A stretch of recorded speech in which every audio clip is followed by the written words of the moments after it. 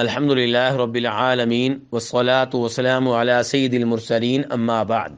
ایک بھائی شیئرز کے بارے میں سوال کرتے ہیں کہ شیئرز خریدنا کیسا ہے؟ تو گزارش یہ ہے کہ دیکھنا پڑے گا کہ شیئرز کس کمپنی کے ہیں، کس فیکٹری کے ہیں۔ اگر شیئرز کسی ایسی کمپنی کے ہیں جن کا نظام شریعت کے مطابق ہے اور جن کی پیداوار وہ بھی شریعت کے مطابق ہے اور جن کی انتظامیہ بھی شریعت کے مطابق چل رہی ہے، تو ایسی کمپنی کے شیئرز خریدنے میں کوئی حرج نہیں ہے۔ مثال کے طور پہ ان کی جو پیداوار ہے وہ چاول کا کام کرتے ہیں، وہ کتابیں بیچتے ہیں، وہ سائیکل بیچتے ہیں، اور جہاں تک ان کے نظام کا تعلق ہے تو ان کا جو بنیادی نظام ہے جس کے اوپر وہ فیکٹری وہ کمپنی قائم ہے، اس میں کوئی ایسی چیز نہیں ہے جو شریعت کے مخالف ہو۔ مثال کے طور پہ ان کے بنیادی نظام میں یہ چیز نہیں ہے کہ وہ سودی بینکوں سے قرضہ لیں گے، اور جہاں تک تعلق ہے انتظامیہ کا، تو انتظامیہ بھی اسی بنیادی نظام پہ چل رہی ہے جو نظام پہلے سے قائم کیا گیا ہے، تو ایسی کمپنی کے شیئرز خریدنے میں کوئی حرج نہیں ہے۔ دوسرے نمبر پہ وہ کمپنیاں جن کی پیداوار حرام ہے، مثال کے طور پہ وہ شراب بناتی ہیں، وہ خنزیر کا گوشت جو ہے وہ سپلائی کرتی ہیں، یا ان کی جو پیداوار ہے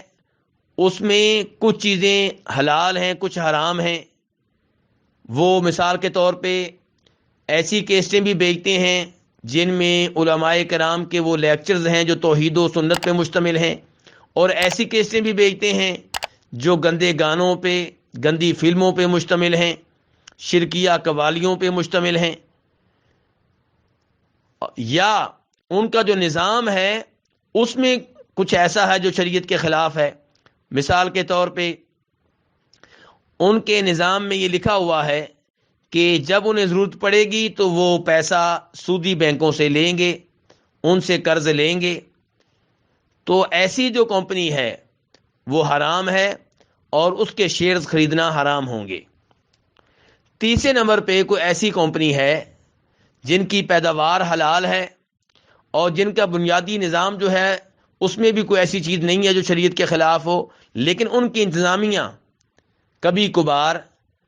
بینکوں سے، سودی بینکوں سے قرض لیتی ہے،